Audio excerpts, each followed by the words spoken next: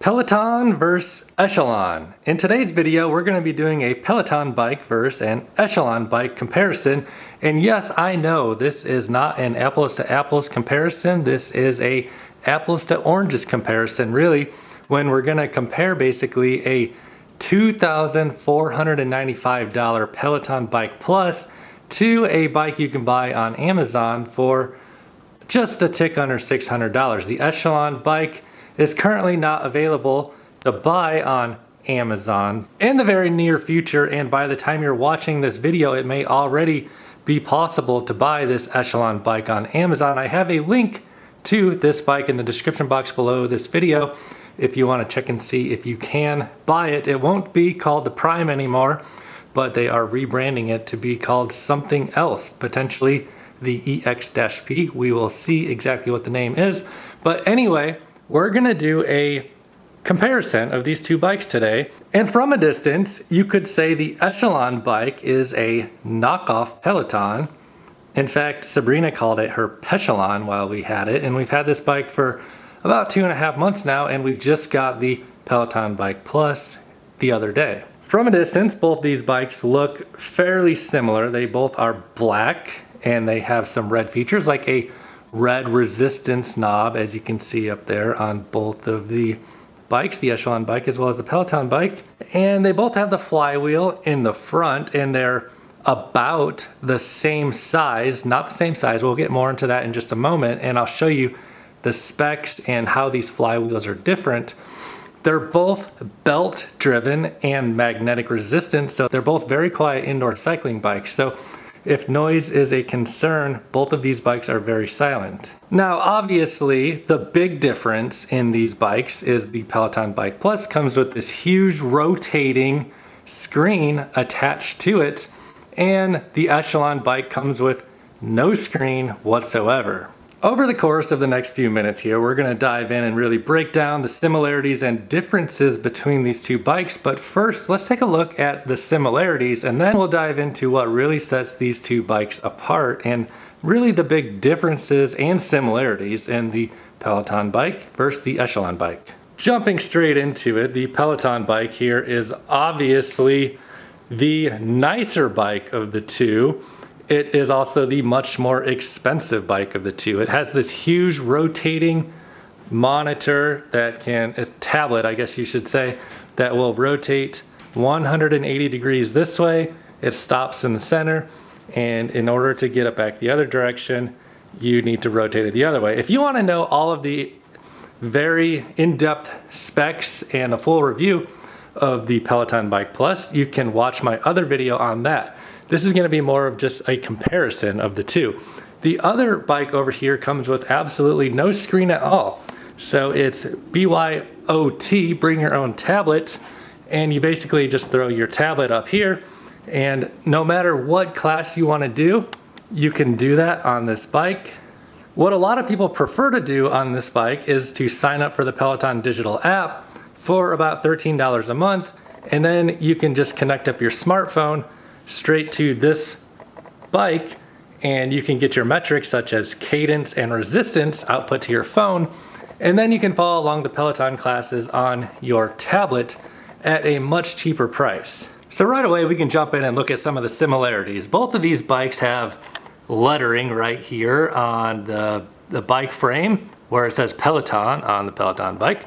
Over here on this bike, you can see some Echelon and Connect branding, and like I said, it says Prime right there right now, but when you buy this bike, it will no longer say Prime because they renamed it, although it is going to be the exact same bike from my understanding. Other similarities you will notice is this bike the Peloton bike, you can adjust forward and backwards. This one has a little nicer lever on it, but over here on the Echelon bike, you also can adjust it by just moving this and sliding it forward and backward.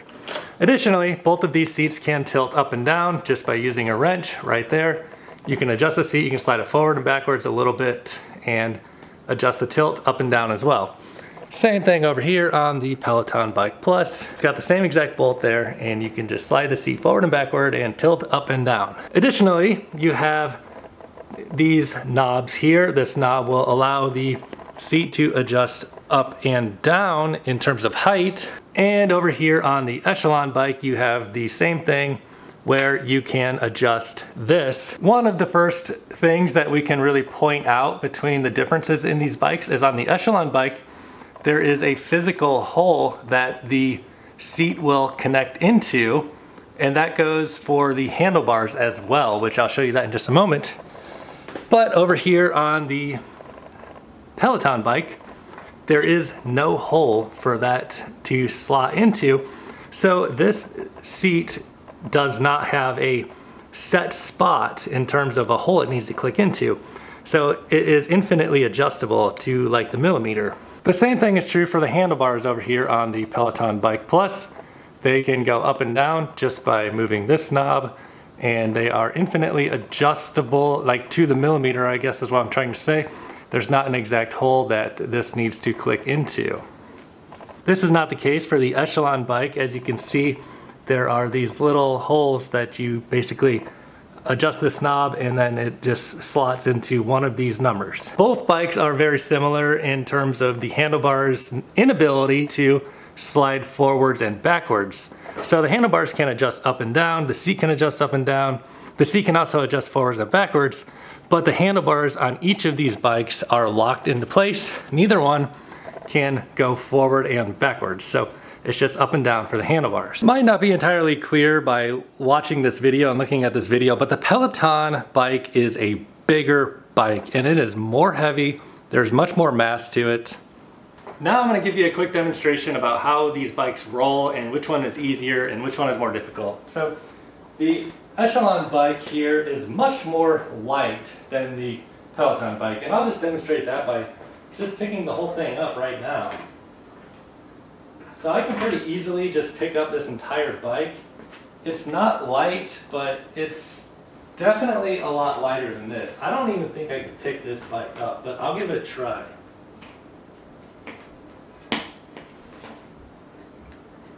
Oh man, that's heavy.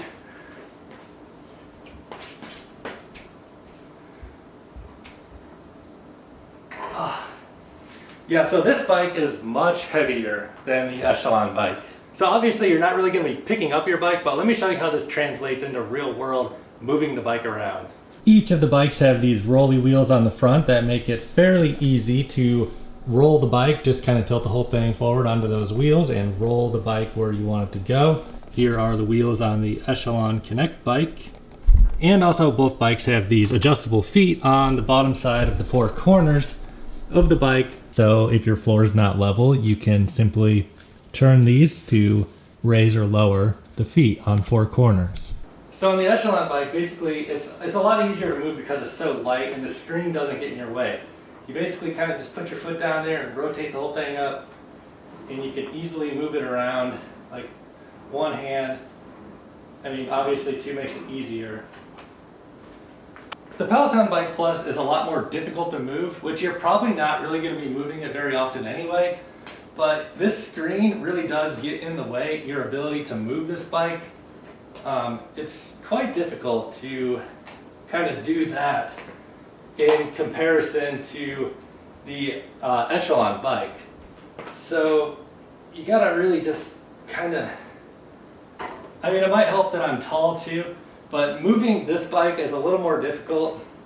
I'm not sure if it really helps to rotate the screen some or not, but I'm kind of tall, so I can just kind of reach over top here with the screen sideways and put my feet down here and just kind of rotate back on it. And then, you know, you can kind of move it around.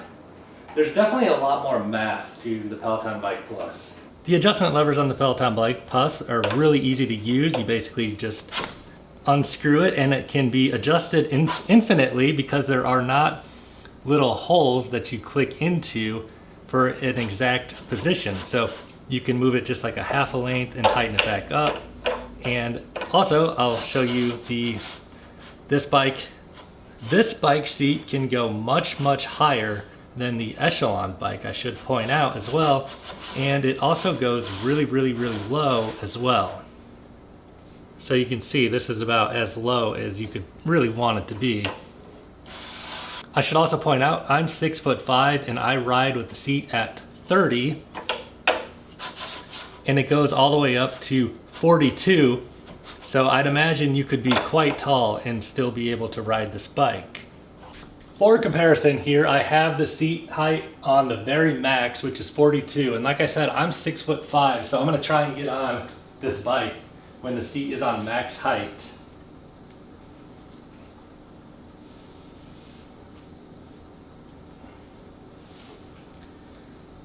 So at 6'5", I mean, this is a much higher seat than I would use. I can just extend and just barely reach the pedal. As comparison over here on the Echelon bike, this is already at the max height. So I'll just go ahead, I ride this one on max, and this bike, I'm probably at about the maximum height for this bike possible, really. So let me just get on here and show you where that is.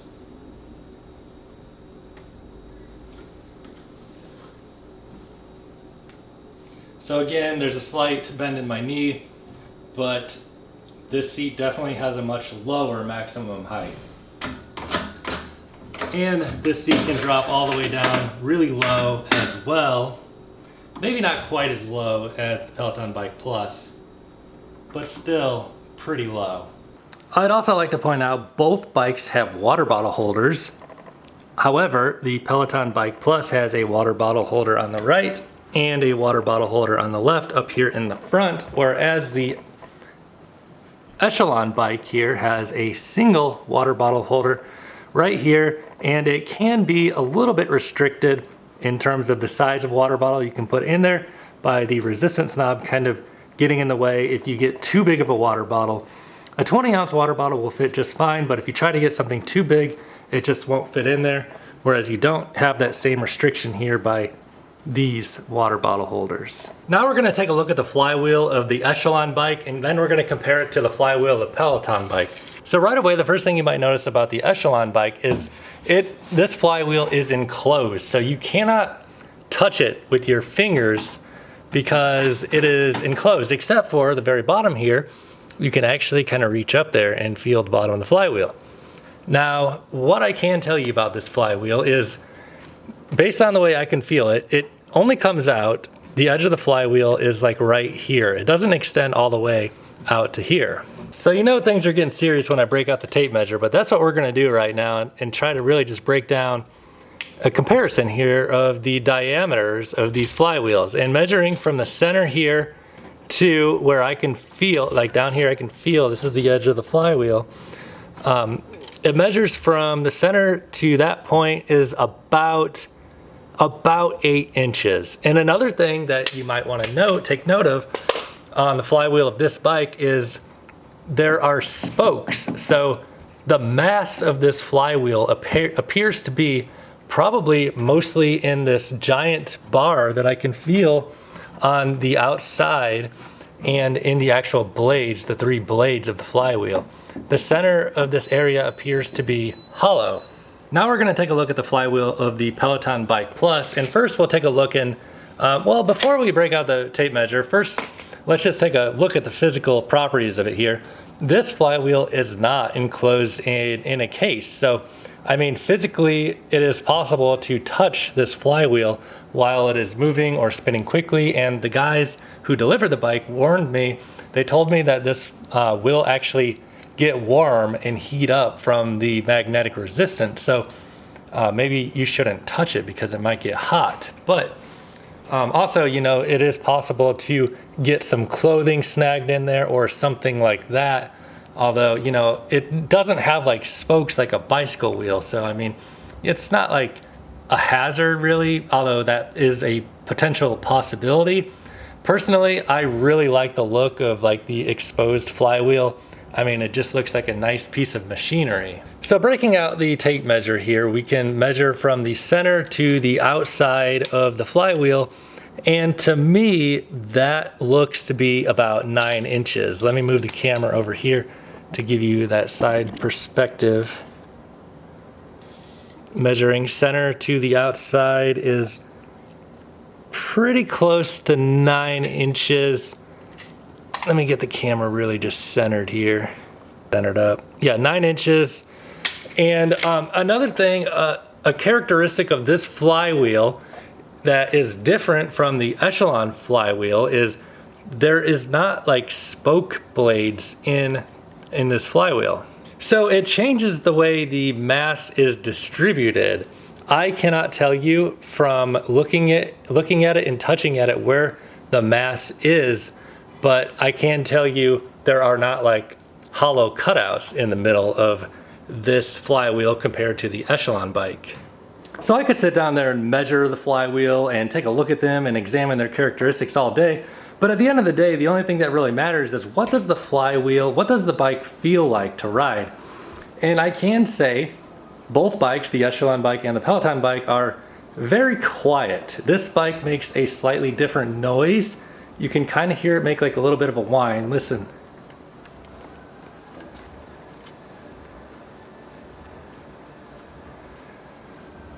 It's barely audible, but there is a very slight, just a little bit of noise. Comparing the Peloton bike to the Echelon bike, I will say the Peloton Bike Plus has a smoother feeling drivetrain. Like I said, it has a longer chain stay.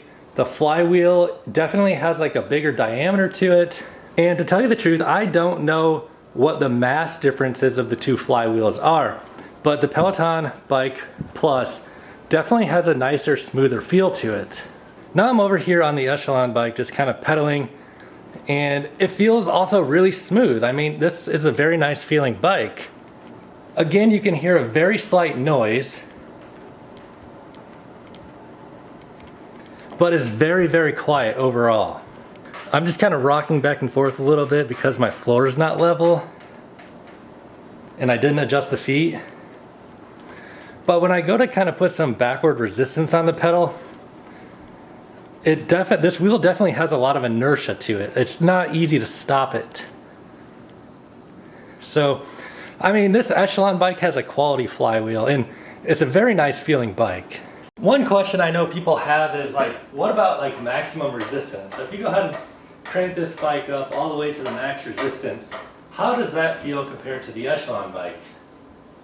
So let me hop on here and give it a test. That is a lot of resistance.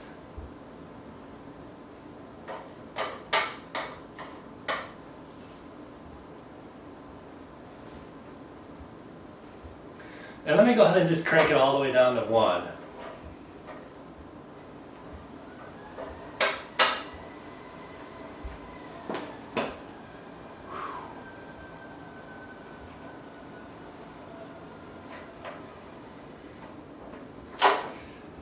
So the Peloton bike has, the Peloton flywheel definitely has more inertia to it.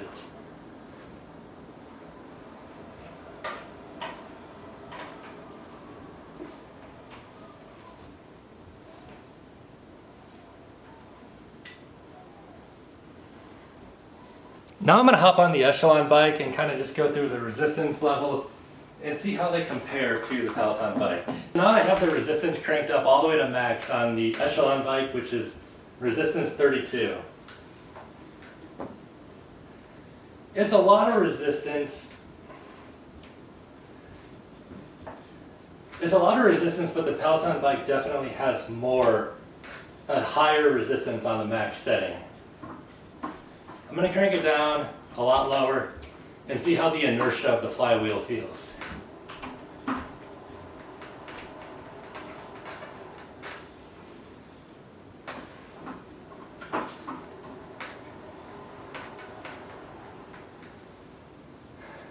So definitely the Peloton bike has a lot more inertia. I want to hop back over here on the Peloton bike again to kind of really just feel side by side the inertia of the flywheels.